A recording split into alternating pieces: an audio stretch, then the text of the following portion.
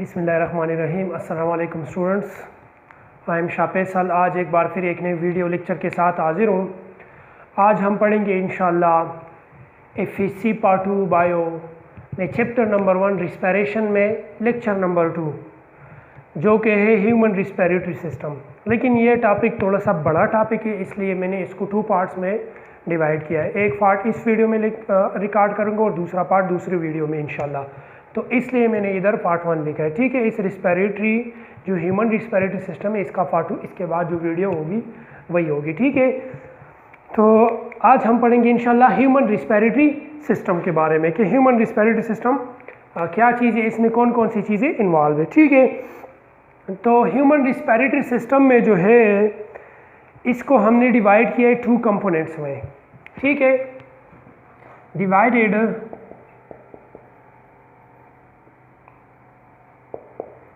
into 2 components,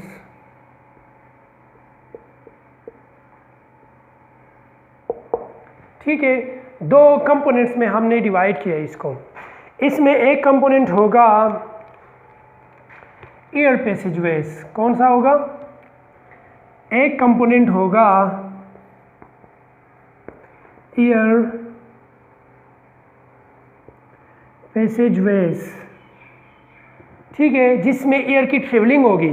और दूसरा इसका जो पार्ट होगा, जो कंपोनेंट होगा, वो है लंग्स। वो क्या है? लंग्स। तो इसलिए हमने इसको जो है ह्यूमन रिस्पिरेटरी सिस्टम को 2 पार्ट्स में डिवाइड किया है। इसमें एक है एयर पैसेजवे जिसमें एयर जो है वो ट्रेवलिंग करेगी, और दूसरा जो पार्ट है वो है लंग्स, ठीक है। तो फर्स्ट पार्ट की तरफ आते हैं, वो हमारा होगा पार्ट 1, और जब दूसरा लेक्चर हम रिकॉर्ड करेंगे तो उसी में हम लंग्स के बारे में पढ़ेंगे, जो होगा लेक्चर नंबर 2 का पार्ट 2, या रिस्पिरेटरी सिस्टम का पार्ट 2 होगा, लेकिन वो होगा लेक्चर नंबर 3, ठीक है। तो आ जाते हैं एयर पैसेजवेज की तरफ। इसमें जितने भी पार्ट्स इन्वॉल्व होंगे, जितने भी इसके अपने सब कंपोनेंट्स होंगे, उन सब को हम डिटेल में डिस्कस करेंगे। उसकी जो फंक्शंस हैं वो सारे हम डिस्कस करेंगे 1 बाय 1, ठीक है। तो एयर पैसेजवेज की तरफ आते हैं। तो एयर पैसेजवेज में ये जो है ये कंसिस्ट करता है, ठीक है।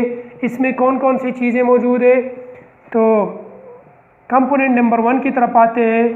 तो ये जो है एयर पैसेजवेज, ये कंसिस्ट करता है, या इसमें कौन कौन से पार्ट्स इन्वॉल्व है? तो इसमें कौन कौन से पार्ट इन्वॉल्व है? इंक्लूडिंग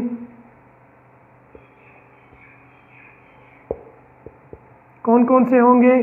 सबसे पहले स्टार्ट लेंगे हम नोस। नोस के बाद कौन सी चीज़ होगी? फेरिंक्स। फेरिंक्स के बाद होगी लैरिंक्स। लैरिंक्स के बाद आ जाता है ट्रेकिया। ट्रेकिया के बाद ब्रोंकाई।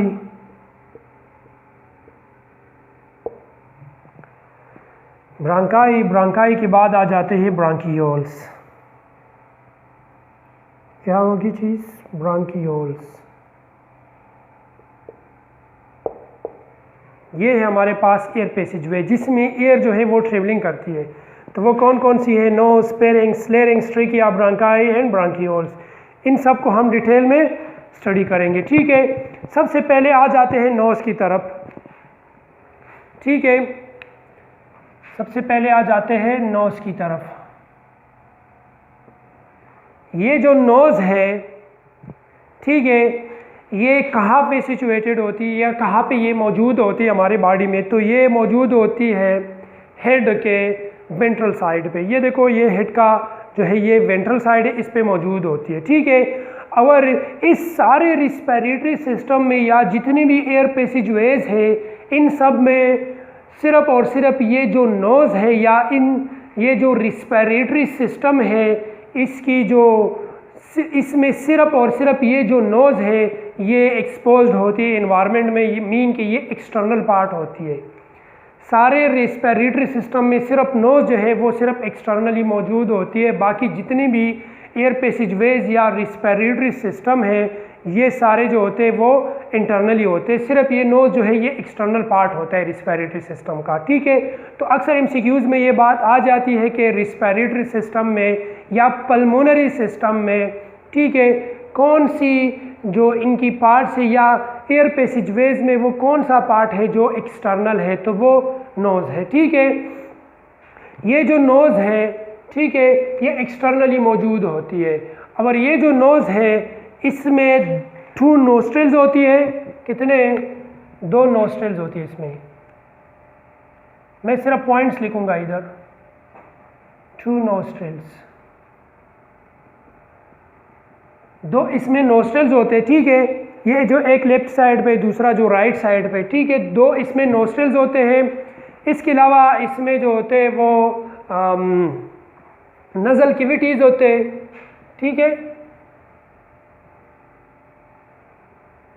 नज़ल कैविटीज़ भी इसमें होते हैं। ठीक है, अब ये जो एयर अंदर जाती है, इस एयर में 2-3 ऐसे क्वालिटीज़ होनी चाहिए, 2-3 क्वालिटीज़ इसमें होना ज़रूरी है। वो 3 क्वालिटीज़ कौन से हैं? एक हेल्दी, ठीक है, एक हेल्दी एयर के लिए या जो एक हेल्दी ह्यूमन के लिए जो एयर की रिक्वायरमेंट होती है, ठीक है, उसमें 3 क्वालिटीज़ होनी चाहिए उस एयर में। वो 3 क्वालिटीज़ कौन कौन सी है? एक, वो जो एयर है वो क्या होनी चाहिए? डस्ट फ्री होनी चाहिए। क्या? डस्ट फ्री मतलब फिल्टर होनी चाहिए, उसकी फिल्ट्रेशन होनी चाहिए। वो जो एयर अंदर जाएगी वो क्या होनी चाहिए? फिल्टर होनी चाहिए। एक इसमें ये क्वालिटी होगी। दूसरी, वो जो एयर अंदर जाएगी उसमें दूसरी कौन सी क्वालिटी होनी चाहिए? ठीक है, वो दूसरी क्वालिटी जो है वो ये है कि ये क्या होनी, पहले डस्ट फ्री होनी चाहिए, फिल्टर होनी चाहिए, दूसरी मॉइस्ट होनी चाहिए, और तीसरी वार्म होनी चाहिए, गर्म होनी चाहिए। ठीक है, ये 3 क्वालिटीज़ एयर में होनी चाहिए। जो एयर लंग्स तक पहुंचेगी उसी में ये 3 क्वालिटीज़ होनी ज़रूरी है। ठीक है, तब हम जो है हमारे हेल्थ जो है वो मेंटेन रहेगा। ठीक है, ये 3 क्वालिटी इसमें होनी चाहिए। तो ये जो नोज़ है उसमें मैंने कहा कि 2 नोस्ट्रिल्स होते हैं और उसमें नज़ल कैविटीज़ भी होते हैं। ठीक है, जो बोन के ज़रिए से ये भी 2 पार्ट्स में डिवाइड हो जाती है, ये जो नज़ल कैविटीज़ है। ठीक है, फिर नोज़ के ये जो अंदर ये जो नोस्ट्रिल्स होते हैं और नज़ल कैविटीज़, इसमें, ठीक है, इसमें क्या होते हैं? इसमें हेयर्स भी होते हैं और इसकी जो लाइनिंग है अंदर साइड, जो लाइनिंग है इसकी, इन दोनों की जो लाइनिंग है वो क्या है? वो म्यूकस मेम्ब्रेन की है। लाइनिंग इसकी कौन सी है? म्यूकस मेम्ब्रेन से बनी है। तो वो, ठीक है, लाइन बाय म्यूकस मेम्ब्रेन।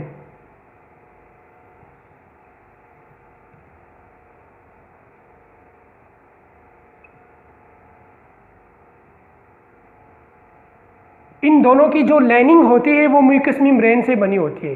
ठीक है, म्यूकस मेम्ब्रेन की लाइनिंग होती है इन दोनों की। और ये जो म्यूकस मेम्ब्रेन है इसमें ये इससे सिक्रीशन होती है म्यूकस की। क्या सिक्रीट करती है ये? म्यूकस। म्यूकस एक स्टिकी सब्सटेंस होती है और ये जो म्यूकस है जो म्यूकस मेम्ब्रेन से सिक्रीट हो रही है, ये क्या करती है? ये एक काम तो ये करती है कि ये जो एयर जा रही है अंदर, इसको क्या करती है? इसके अंदर जो डस्ट होते हैं या इसके अंदर जो माइक्रोब्स होते हैं, ठीक है, उनको क्या करती है? उनको ट्रैप कर लेती है। ठीक है, क्या करती है? Trap the dust and dust को क्या करती है? ट्रैप करती है, और माइक्रोब्स को भी, क्योंकि एयर में बहुत सारे माइक्रोब्स पाए जाते हैं जो हम इनहेलेशन के दौरान अंदर लेके जाते हैं। तो फर्स्ट ऑफ ऑल ये पहले मरहले में नोज़ के अंदर ही इन तीनों चीज़ों पे अमल हो जाती है। एक तो ये है कि ये जो म्यूकस मेम्ब्रेन जो है ये नोस्ट्रिल्स और नज़ल कैविटीज़ को लाइन करती है, और इस म्यूकस मेम्ब्रेन में ये क्वालिटी होती है कि ये म्यूकस को सिक्रीट करती है। और जब म्यूकस को सिक्रीट करती है, म्यूकस मैंने पहले कहा कि ये एक स्टिकी सब्सटेंस होती है, फ्लूइड जैसी होती है। ठीक है, ये क्या करती है? ये डस्ट को ट्रैप करती है और साथ साथ माइक्रोब्स को भी ट्रैप करती है। तो ये क्या हो गई? पहले हमारे पास ये हो गए डस्ट फ्री, मतलब फिल्टर हो गई।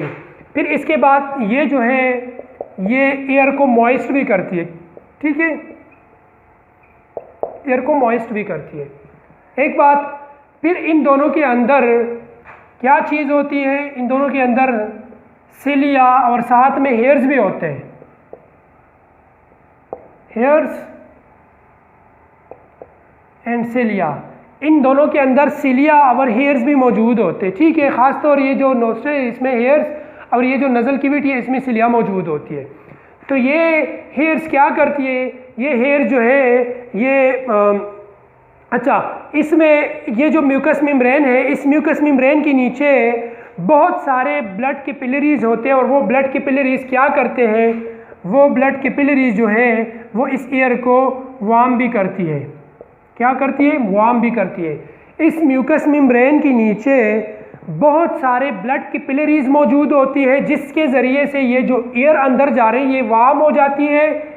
फिर ये जो म्यूकस मेम्ब्रेन है ये सिक्रीशन जो है वो सिक्रीट करती है, तो उस सिक्रीशन को हम म्यूकस कहलाते हैं और उस म्यूकस की वजह से ये जो एयर अंदर जा रही है डस्ट फ्री हो जाती है, फिल्टर हो जाती है, मतलब उसमें जो डस्ट होते हैं वो इस स्टिकी सब्सटेंसेस की मदद से ट्रैप हो जाती है और साथ में माइक्रोब्स भी ट्रैप हो जाते हैं, ठीक है। और ये जो है ये मैंने पहले कहा कि ये जो होती है ये खुद वाटर जैसे होती है, तो एयर को मॉइस्ट भी करती है और साथ इसके नीचे जो है इस मेम्ब्रेन के नीचे बहुत सारे ब्लड कैपिलरीज होते हैं जिसकी वजह से वो एयर वार्म भी हो जाती है। इसके साथ मैंने कहा कि नोस्ट्रल्स के अंदर हेयर्स और इस नज़ल कैविटीज़ के अंदर सिलिया भी मौजूद होती है। ये दोनों क्या करती है, ये दोनों भी जो एयर अंदर आ जाती है उसको क्या करती है, डस्ट फ्री करती है, मतलब वो जो डस्ट और जो माइक्रोब्स होते हैं उन दोनों को क्या करती है, ट्रैप करती है।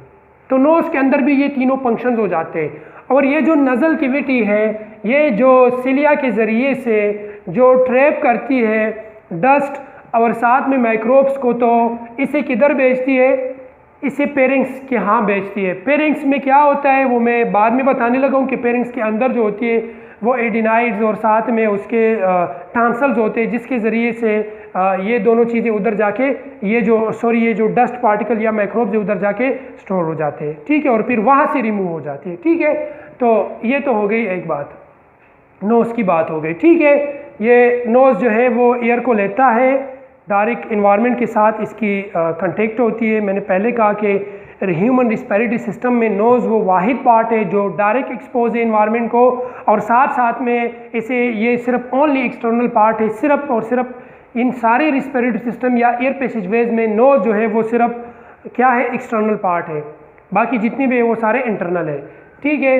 फिर हमने कहा कि वो जो एयर अंदर जाएगी उसमें 3 क्वालिटीज़ होनी चाहिए तब हम हेल्दी रह सकते हैं। वो 3 क्वालिटी कौन कौन से, वो जो एयर है बाहर इन्वायरमेंट में आप लोगों को खुद पता है कितना डस्ट होता है, कितने माइक्रोब्स होते हैं एयर्स में, ठीक है, तो उसे डस्ट फ्री होना चाहिए। साथ में जो इन्वायरमेंट होती है, ठीक है, अच्छा, साथ में ये जो एयर है ये मॉइस्ट होनी चाहिए और वार्म भी होनी चाहिए, ठीक है, तब हम जो है हेल्दी रह सकते हैं।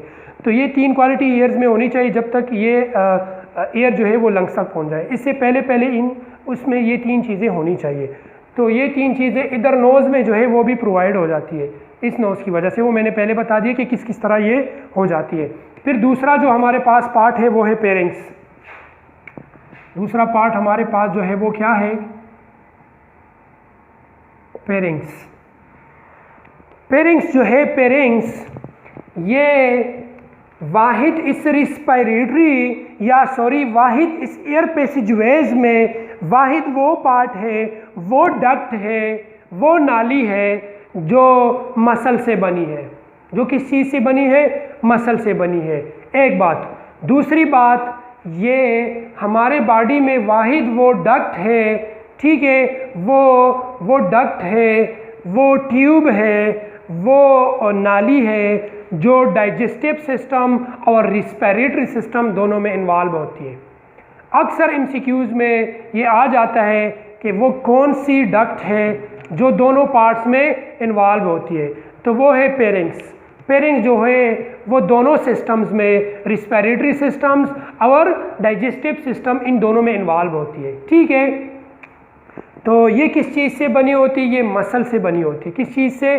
कंसिस्ट ऑफ मसल्स या made from muscle, consist of muscle,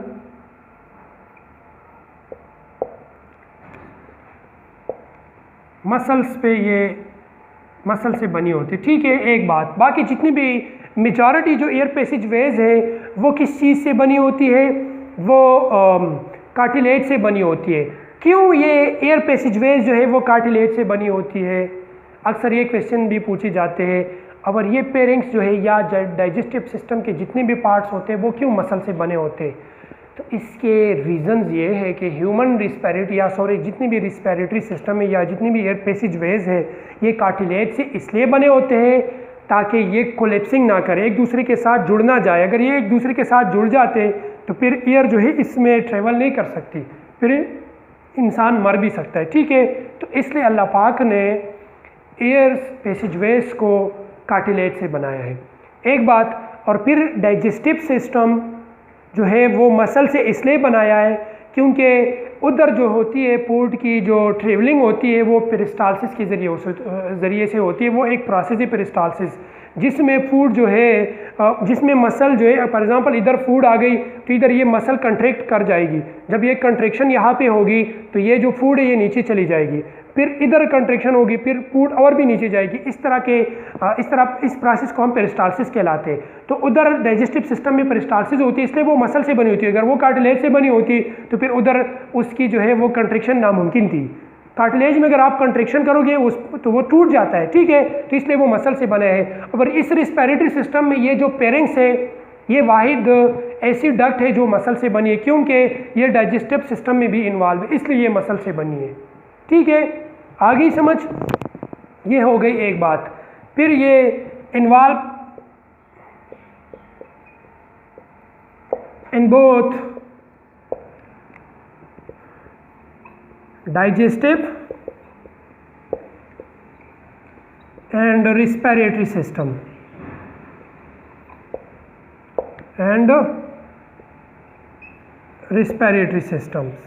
ये इन दोनों में इन्वॉल्व होती है। डाइजेस्टिव सिस्टम और रिस्पिरेटरी सिस्टम दोनों में इन्वॉल्व होती है।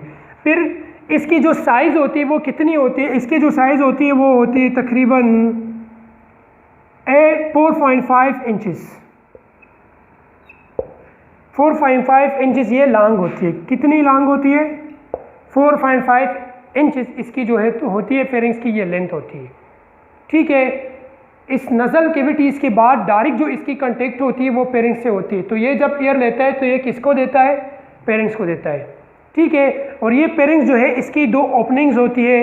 एक ये जो है जब डाइजेस्टिव सिस्टम में ये जब इन्वॉल्व होती है, जब फूड को आगे लेके जाती है तो वो एसाफेगस को देती है। फिर ये पेरिंग जो है ये किस चीज़ को खोलती है? डाइजेस्टिव सिस्टम में एसाफेगस। और रिस्पिरेटरी सिस्टम में ये जो इसकी जो ओपनिंग होती है वो लेरिंग्स की तरफ होती है। लेरिंग्स में इसकी ओपनिंग होती है। ठीक है, उधर उस ऑक्सीजन या जितनी भी एयर है उसको लेके जाते हैं। ठीक है, इस पेरिंग्स में जो होते हैं इसमें भी सिलिया मौजूद होती है। इसकी जो लाइनिंग होती है वो भी म्यूकस मेम्ब्रेन से होती है, लाइन्ड बाय म्यूकस मेम्ब्रेन।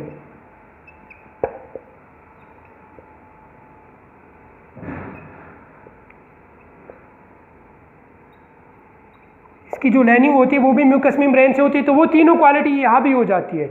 और साथ साथ में इसमें जो होती है इसमें सिलिया भी मौजूद होती है। क्या मौजूद होती है? सिलिया भी मौजूद होती है।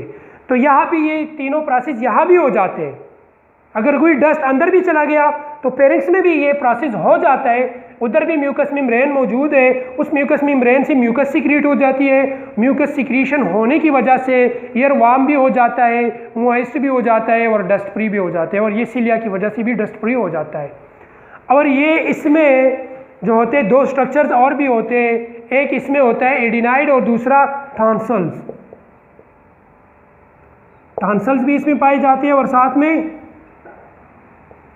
एडिनाइड्स भी पाए जाते हैं।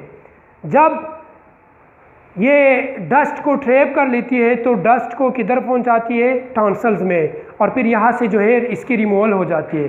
देखो नॉर्मल इंसान में जो होते हैं वो टॉन्सल्स पाए जाते हैं, लेकिन जब हम नॉर्मली जब किसी की सर्जरी होती है इस टॉन्सल्स की तो हम कहते हैं उनकी टॉन्सल की सर्जरी होती है। नहीं, उनकी टांसल है। टांसल हम इसलिए नहीं कहते कि उसकी टांसल है, जब टांसल्स में इन्फ्लेमेशन हो जाती है तो फिर हम उसके लिए जो टर्म यूज़ करते हैं वो टांसलाइटिस, और टांसल्स की सर्जरी नहीं होती बल्कि टांसलाइटिस की सर्जरी हो जाती है। जब उसमें इन्फेक्शन हो जाती है तब हम टांसल्स को रिमूव करते हैं, ठीक है। वरना ये जो है ये इफेक्टिव है, यूजफुल है, ये डस्ट और जो माइक्रोब्स है उसको ट्रैप करती है, ठीक है, उस इसमें स्टोर जाती है और इसके ज़रिए से फिर रिमूव हो जाती है, ठीक है।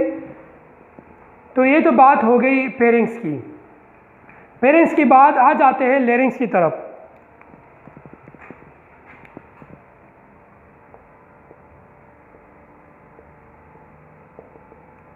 लेरिंग्स, ठीक है।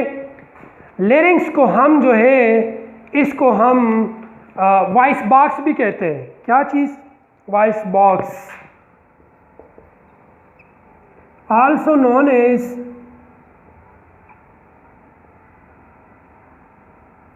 Voice box. हम इसको वॉइस बॉक्स भी कहते हैं। क्यों इसको हम वॉइस बॉक्स कहते हैं?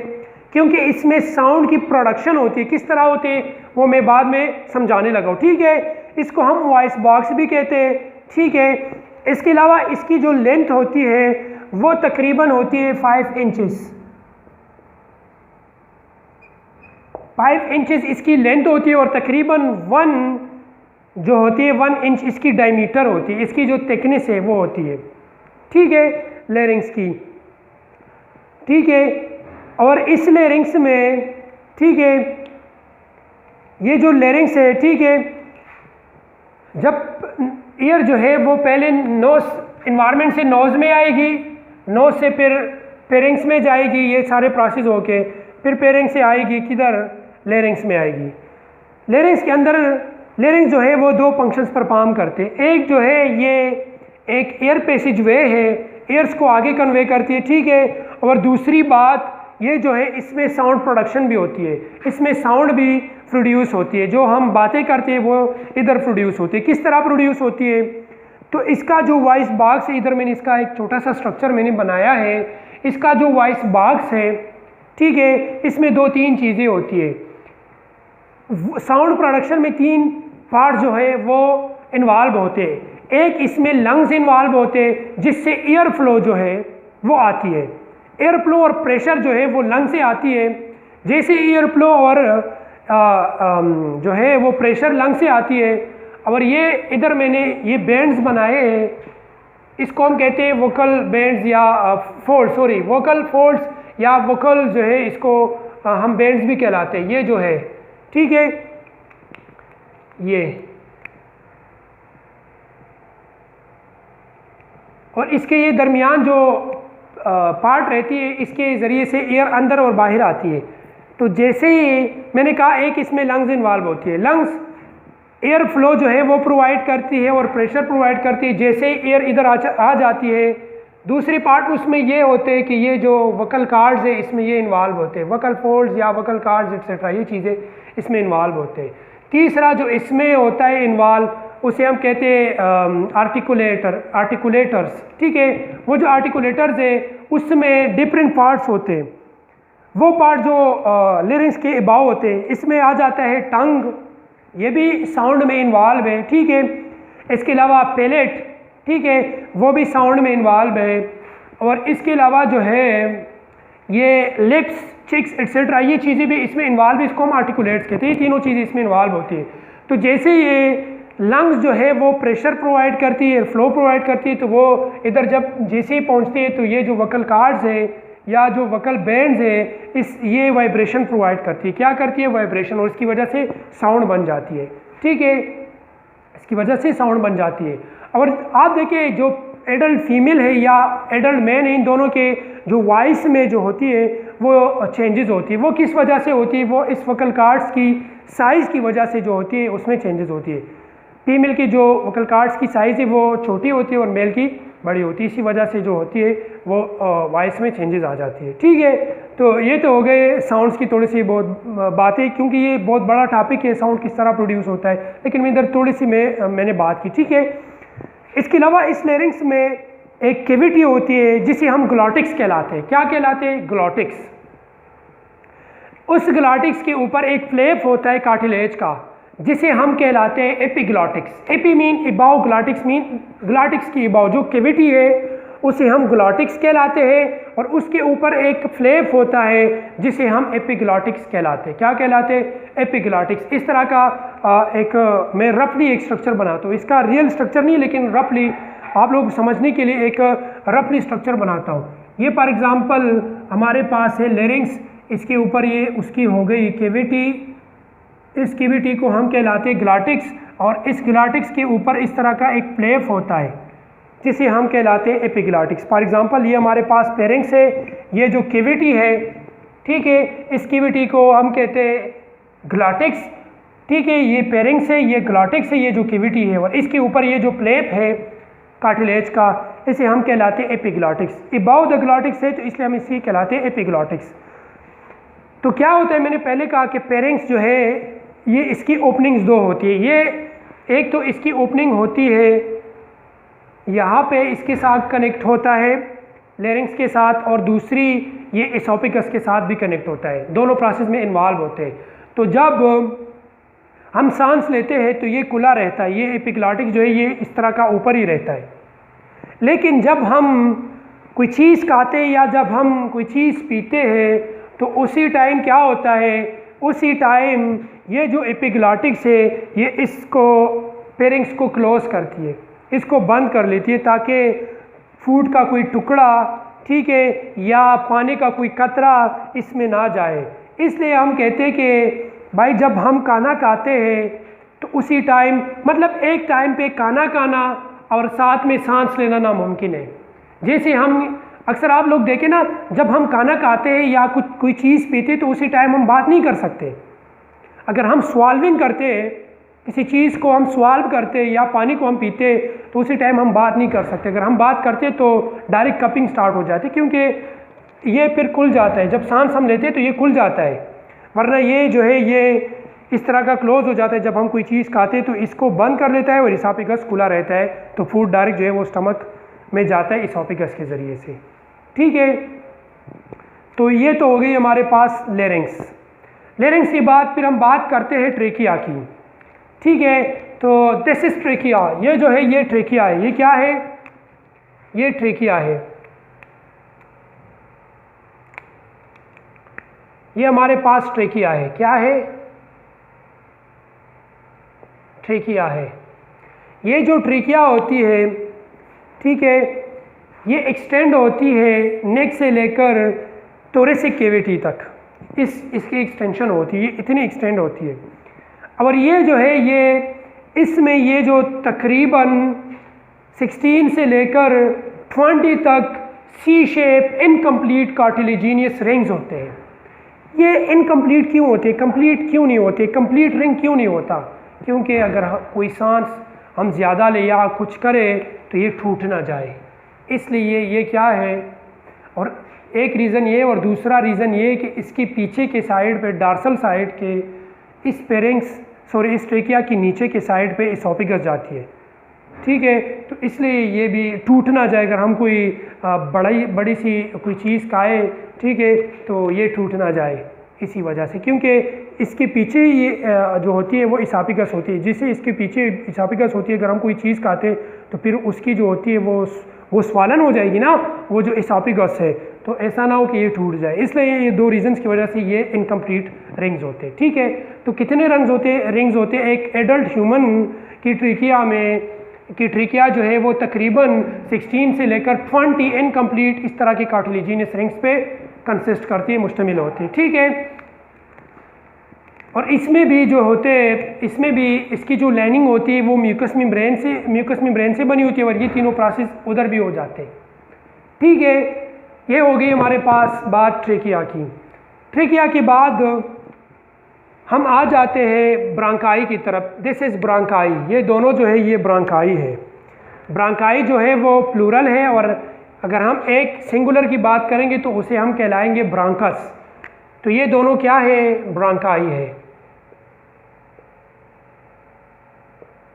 ये दोनों जो है ये क्या है? ब्रांकाई। एक एक को हम ब्रांकस कहलाते हैं। तो ये जो ट्रेकिया है इसके नीचे ये जो एंड है ये दो पार्ट्स में डिवाइड हो जाती है, तो फिर उसे हम ब्रांकाई कहते हैं। और जो राइट साइड में जो ब्रांकस होता है वो राइट लंग्स के अंदर चला जाता है, और जो लेफ्ट साइड पे जो ब्रांकस होती है वो लेफ्ट लंग्स के अंदर चली जाती है। ठीक है, तो ये तो हो गई हमारे पास ब्रांकाई की बात। और ये जो ब्रांकाई की ये भी कार्टिलेजिनियस होती है, इसमें भी रिंग्स होते हैं, लेकिन वो ये जो रिंग्स है ब्रांकाई के ये ट्रेकिया से छोटे होते हैं। ठीक है, फिर ट्रेकिया के बाद ब्रांकाई की बात हो गई। ब्रांकाई के बाद हम आ जाते हैं ब्रांकियोल्स की तरफ। ये जो ब्रांकाई है जब लंग्स के अंदर चली जाती है तो ये डिवाइड हो जाती है, साथ में और भी डिवाइड हो जाती है।